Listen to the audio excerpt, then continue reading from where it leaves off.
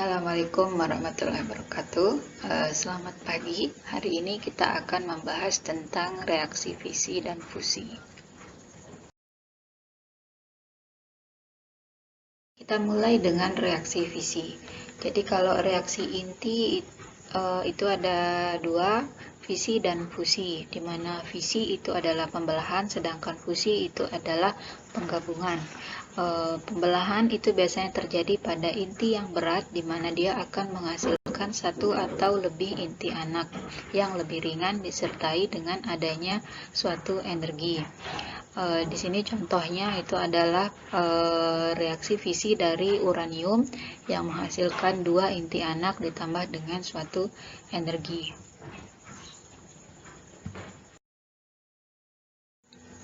Reaksi fisi itu berlangsung ketika suatu inti berat ditembakkan oleh partikel neutron yang berenergi rendah, di mana partikel neutron ini disebut juga dengan neutron termal. Ketika sel induk ditembakkan dengan neutron termal, dia akan menghasilkan sel anak yang berbeda-beda. Contohnya seperti misalnya uranium 235 itu dia akan menghasilkan 30 pasang nuklida yang berbeda. Contohnya lagi seperti uranium 236, di sini ditampilkan ada 3 pasang nuklida yang dihasilkan. Nuklida anak yang dihasilkan bisa saja berada dalam keadaan tidak stabil, sehingga dia akan meluruh kembali sampai dihasilkan suatu sel anak yang stabil, di mana keseluruhan proses ini disebut juga dengan reaksi fisi berantai. Uniknya lagi, dalam reaksi fisi ini, sel ibu itu akan menghasilkan sel anak yang berbeda-beda, dan ternyata sel anak yang dihasilkan ini memiliki pola, seperti yang bisa kita lihat dalam grafik ini. Grafik ini menunjukkan persentase massa sel anak yang dihasilkan dari peluruhan beberapa sel induk. Yang warna hijau itu uranium 233, biru Pu 239, kemudian yang merah itu uranium 235, dan yang hitam itu adalah campuran dari uranium dan Pu. Ternyata dia membentuk suatu kurva yang hampir mirip pada daerah massa anak yang ringan dan daerah massa anak yang berat. Reaksi fisi sendiri terdiri dari dua jenis. Yang pertama itu adalah reaksi fisi tak terkendali. Contohnya misalnya di bom atom Hiroshima. Misal kita memiliki neutron yang kita tembakkan kepada uranium, nantinya dia akan menghasilkan sel anakan dan dua neutron, yang dimana dua neutron ini akan mengenai atom uranium yang lain, sehingga semakin lama semakin banyak neutron yang dihasilkan, dan semakin banyak uranium yang mengalami reaksi fisi, dan energi yang dihasilkan pun akan semakin besar.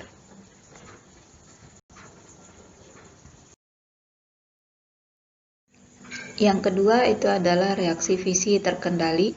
Ini merupakan prinsip dasar dari pembangkit listrik tenaga nuklir atau reaktor atom. Cara untuk mengendalikannya itu ada beberapa cara. Salah satunya itu adalah dengan membatasi jumlah uranium yang ada. Jadi semakin sedikit uranium yang dipakai, maka energi yang dihasilkan juga tidak akan terlalu besar. Atau dengan cara mengendalikan jumlah neutron yang dihasilkan. Misal kita punya satu neutron, kemudian kita tembakkan pada suatu atom uranium, dia akan menghasilkan dua neutron, yang dimana salah satu neutronnya ini akan ditangkap oleh atom yang lain. Jadi tidak benar-benar lenyap, tapi ditangkap oleh atom lain, seperti misalnya grafit. Jadi di sini hanya ada satu neutron yang akan mengenai satu uranium, sehingga jumlah keseluruhan uranium yang bereaksi itu tidak sebanyak pada reaksi fisi yang tidak terkendali. Selanjutnya kita akan membahas tentang reaksi fusi. Reaksi fusi itu adalah penggabungan dari dua inti ringan yang akan menghasilkan suatu inti berat dan adanya pelepasan energi. Contoh reaksi fusi itu adalah penggabungan dari hidrogen untuk menghasilkan helium seperti yang terjadi pada matahari. Seperti reaksi fusi juga terdiri dari dua jenis, yaitu reaksi fusi dalam bom hidrogen, yaitu reaksi fusi yang tidak terkendali, dan reaksi fusi dalam sebuah reaktor fusi yang merupakan reaksi yang terkendali. Energi yang dihasilkan dari bom hidrogen itu jauh lebih besar dibandingkan dengan bom atom. Para ilmuwan sekarang pun sedang berusaha bagaimana caranya agar bisa menghasilkan energi dari reaksi fusi. Kemudian untuk reaksi fusi yang terkendali, ini ada beberapa metode yang digunakan untuk mengendalikan reaksi fusi, terutama itu adalah bagaimana caranya agar untuk mengatur suhu dari reaktor, karena suhu dari reaktor itu sangat mempengaruhi proses terjadinya reaksi fusi.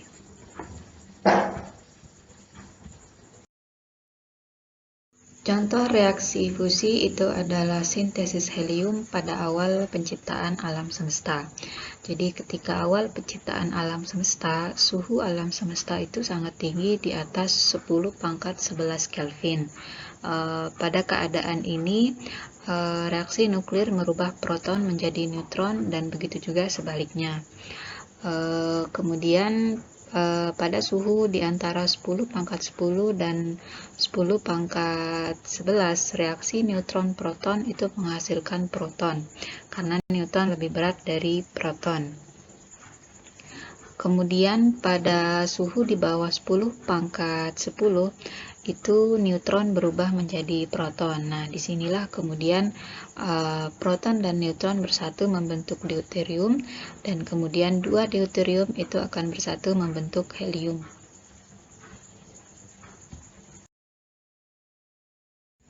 Selain pada awal penciptaan alam semesta, helium itu juga bisa terbentuk melalui proses CNO cycle atau siklus karbon, nitrogen, dan oksigen. Jadi untuk membentuk helium di sini kita membutuhkan karbon, nitrogen, dan oksigen. Tentu saja proses ini dapat berlangsung ketika karbon, nitrogen, dan oksigen sudah diciptakan.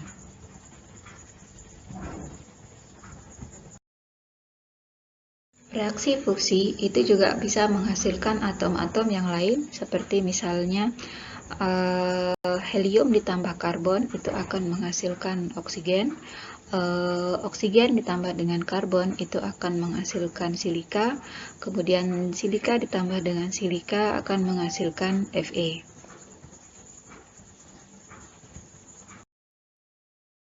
Jika kita perhatikan grafik energi ikat per nukleon terhadap nomor massa, maka reaksi fusi itu terjadi dari atom hidrogen sampai dengan atom Fe. Sedangkan kalau fisi itu adalah dari atom yang memiliki massa berat sampai membentuk Fe. Jadi Fe di sini itu merupakan titik tengah, karena Fe itu adalah atom yang membanding energinya per nukleonnya paling besar. Begitu juga kalau kita bandingkan data massa per nukleon dari masing-masing atom. Hidrogen itu adalah atom yang memiliki perbandingan massa per nukleonnya paling besar, dan yang paling rendah itu adalah Fe atau iron, sehingga tidak akan ada reaksi fusi yang massa atomnya lebih besar dari Fe, dan tidak ada reaksi fisi yang massa atomnya lebih kecil dari Fe.